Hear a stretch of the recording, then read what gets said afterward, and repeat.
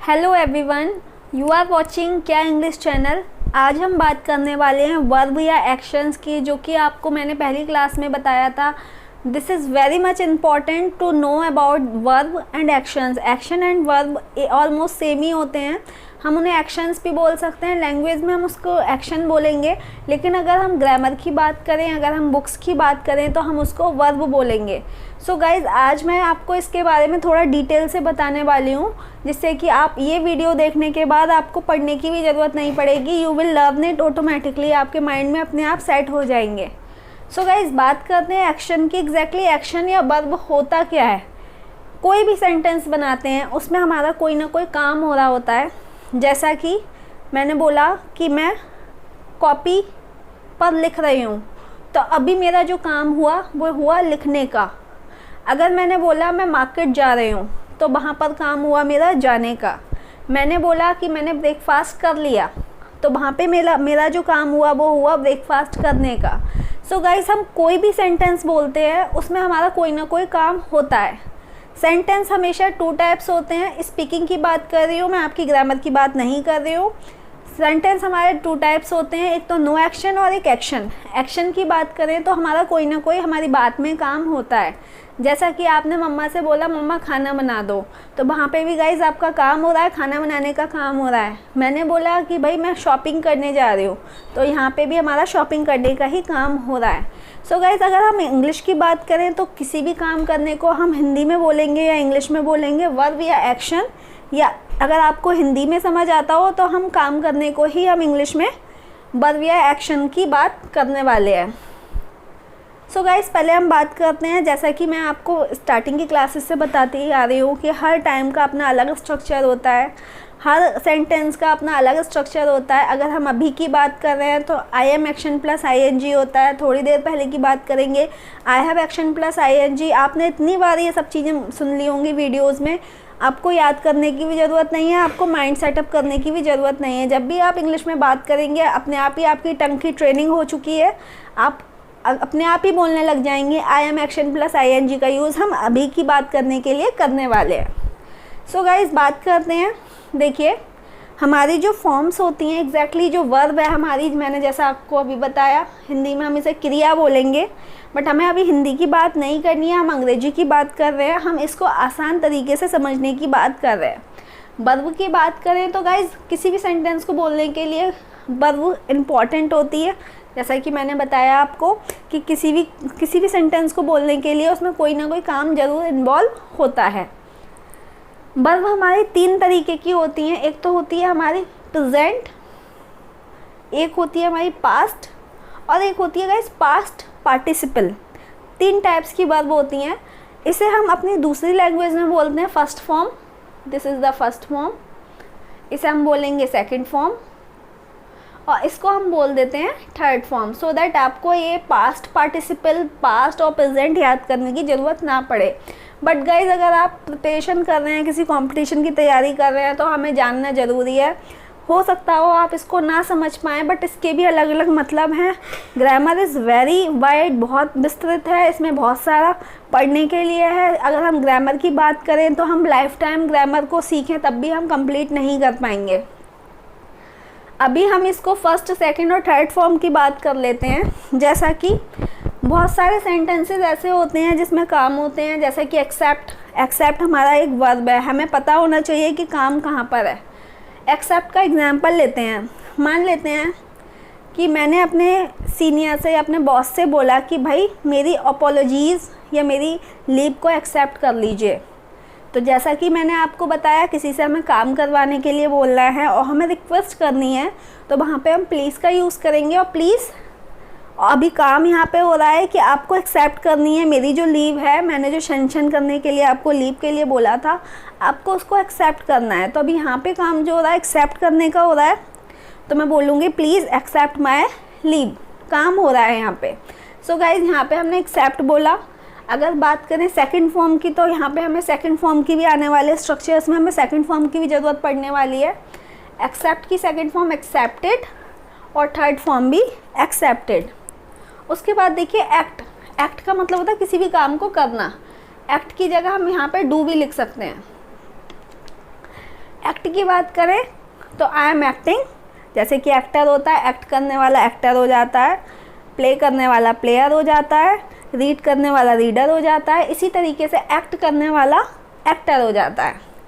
Act की बात करें तो एक्ट हमारा एक एक्शन भी है, एक वर्ब भी है। एक्ट की सेकंड फॉर्म एक्टेड और उसके बाद थर्ड फॉर्म भी एक्टेड।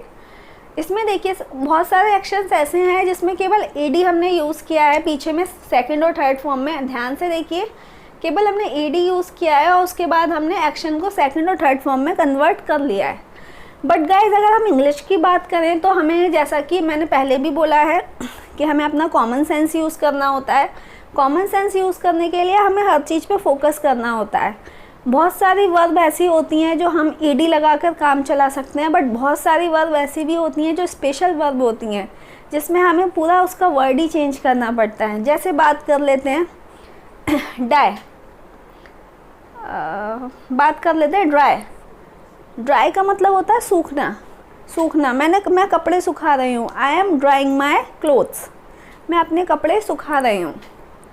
अब मुझे बोलना हो भाई मैंने कपड़े डाले और मैंने आपको बोला भाई मैं कपड़े सुखा रही हूँ। अब मैं शाम को आई और मैंने छत पे देखा कि कपड़े तो सूख गए, मैंने आपको बोला कपड़े तो सूख गए, मैंने तो कपड़े सुखा लिए, तो मैं बोलूँगी आई हैव, मुझे थर्ड फॉर्म लगानी है, I have action plus third form, मैं बोलूँगी I have dried my, third form हमारी ड्राइड हो गई, I have dried my clothes.